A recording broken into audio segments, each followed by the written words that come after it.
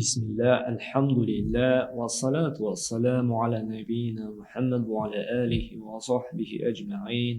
Ramazan ayı hadisleri silahını okunu devam ederiz.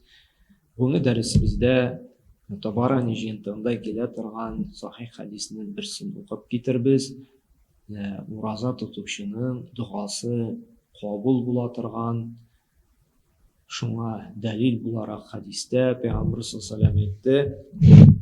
Selâse da'vatin müstecabatun deydi.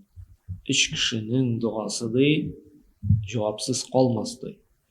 Da'vatu saim, en birinci roza tutuşunun duası deydi. İkincisi de da'vatu mazlum, yani zulümlük kılınan kişi kimgedir bulsa birisi zulümlük kıldıyken bu ko'tarib shu kishiga qarshimi duo boshqa kishiga mayli odatda endi kim nasharlik ishladi shunga qarata biran duo qilib qo'yay ekan bu kishini Robbim halak bu kishini yer bilan tegilla yoki boshqa turli Alloh saqlasin momentan endi javobi da kelirga mumkin va da'vati musafir ham musafirning safarda bo'lgan kishining ammo bizga endi bunda asosiy biz narsani ro'za tutuvchining duosi.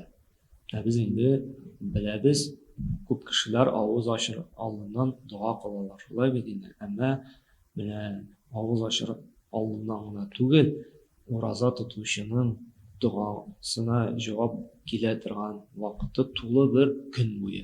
Masalan, shu sahar tomonidan to'xtadi, oshdan roza niyatlab kirdi, quyosh botgancha, hatto oqshom namozina xatlik onun duası geri qo'yilmay, duo eshigi yopilmay.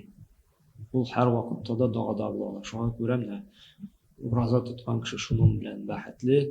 Har birimizning kerak-yarog'ilar. Shulay kimgadir salomatlik kerak, kimgadir ish kerak, kimgadir yurt, kimgadir mashina, kimgadir bolalar. Bizning rozaga kirib Alloh taoladan so'ray turgan mumkinchiligimiz bor. Shunga biz azrakkina qarab ketirbiz duo adablarini, duo qilganda narsalarga kerak. Duo bilir uchun majburiy tugul masjidga boraga, hazratga, bustoyga boraga. Eng birinchi ixlos bo'lsang, ixlos ko'ngildan Alloh taoladan so'raysan ekan, ey Robbim, kechir meni, afv et, men sening quling, men senga muhtojman, afv et meni deb Alloh taolo ixlos kishining duosini qabul etadi. Hem ikinciden kullarımızı ko'tarsak, ikinci adabi bo'lib turgan birinchisi ixloslik uchun ko'ngildan Alloh taoladan yolvorib so'rab, ikkinchisi qo'l ko'taruv. Ham qo'lingni ko'tarib, eng birinchi Alloh taolani maqtasang, alhamdulillah robbil alamin. Ey Robbim, sen birdan bir Alloh. Senga ibodat qilishli, sendan nasrimiz, senga tavakkallik etamiz. Bizden chiqqan salovat shariflarda Peygamber sallallohu alayhi vasallamning ruhina borib berishsa edi.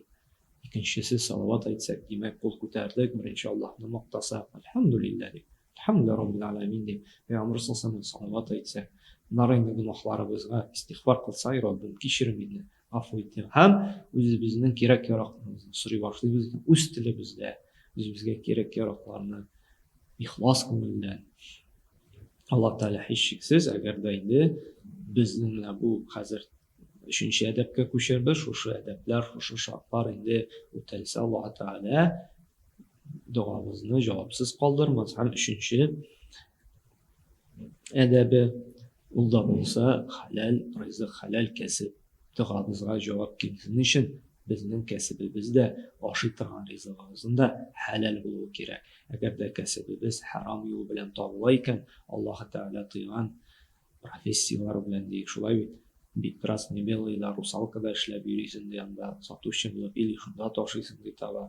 Мәсәлән, шундый яки башка төрле зөлемлек кыла торган начар ялган белән, ришват белән кешене алдый торган, кеше эшенә керә торган гамәлләр белән кәсеп итәсең икән, бу бит инде харам кәсеп була, харам мал була. Мондый кешенең дуасына Аллаһ таала җавап бирмәячәк. Шуңа күрә нәрсә ашыйбыз, ничек эшлибез, bizga ixtiborli bo'lishimiz kerak. Bu duomizga endi shulay teskari yonti nasarga mumkin.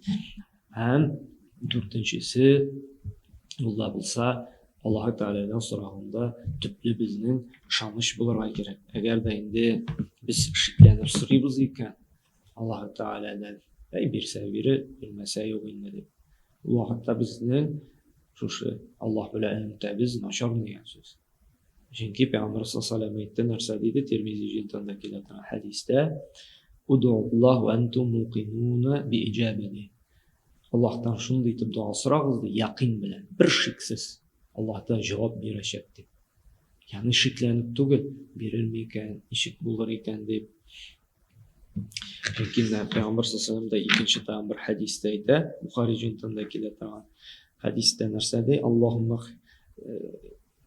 Payg'ambar sollallohu alayhi vasallamda tiydi deydi, ishik etib duo qilarga: Allohumma g'firli in shi'ta. Ey Robbim, tilasang meni kechir. Shulay deb duo qilarga shart qo'yib tiydi. Walakin liya'zim mas'alati. So'raysan ekan tuplab chin ishonish bilan so'radi. Fa innalloha la mukriha lahu. Anga bir narsa da yo'q deydi. Narsaga ol tilaysan ekan. Alloh taolo bir narsa tugul sening gunohlaringni yaratadi. Alloh taolo bir og'irlik yo'q. Yani mashinada, yurtda, oilada, bolalarda zarplatalar beriga. Ay bir kishi aytadi, men uyalaman dedi. Ay bir kishi aytadi, Alloh taolo shunga ko'payib berdi yani. Alhamdulillah deb endi og'ir to'yindi. Endi tozarib chiqdim, davolanib chiqdim. Alhamdulillah menga yaxshi xotin berdi, yaxshi er berdi, yaxshi kasb berdi, yurtim bor, mashinam bor. Men endi balki endi so'rarga uyalam dedi Alloh taoladan. Yo'q, Alloh taolo kirisincha so'raganni yaratadi. Chunki bizning 5-chi adabi davomchilik. Har vaqtda so'rab turib, Alloh taolo so'raganni yaratadi. Adam bolasi yaratmay so'ragan. Shulay Tibran начальникка, birar xalli kishiga bir kirib so'raysan, ikki kirib so'raysan, shunchisini aytolsa, ko'p shara mumkin, to'ydirdan deyir mumkin, shu bo'ldi jetdi deyir. Alloh taolo kirisincha har vaqtda da so'raganni yaratadi. Shunga ko'ra duolarimizda davomchilik bo'ladi. Alloh taolo kirisincha so'ramaganni yaratmaydi. Layta har vaqtda so'rag'izdi. Voyda salaka ibadi anni fa inni qaribdi. Mening qullarim mening to'mda so'rasalar, men ularga yaqinday ujibu da'vati idza da'andi. Men ularga so'raganlarda javob berashakman dey. Kimdir duo qilganda men unga javob berashakman dey. So'ramagan kishi kim bersin? Bir xallo biz aytadi, kim kirib so'rayganda biror yordam etirga, biror izgilik yo'lini berib chiqarishga tirishamiz endi, keri qoqmaymiz dey. No, so'ramay ekan endi dey. Agarda so'ramagan kishiga dey kim bersin endi? Oqmagan yerga suv to'lmay endi, shulay tomchi tomib tursa unda kul borliqqa kelar. Shunga ko'ra Alloh taoladan uyalirga kerakmi? Ko'pni bersa-da so'ray. Alloh taolo kirisincha so'raganni yaratadi. So'ramaganni yaratmaydi. Shunga ko'ra bu Ramazon oyida da zo'r fazilat bizning uchun. Bu narsa duo qilib, tirishib, duolarimizda endi ishonchlik bilan so'rab Robbimiz Allohdan yolvorib, Alloh taolo so'raganimizni javobsiz qoldirmas. Subhanakalloh bihamdika ashhadu an la ilaha illa anta astaghfiruka va atubu ilayk.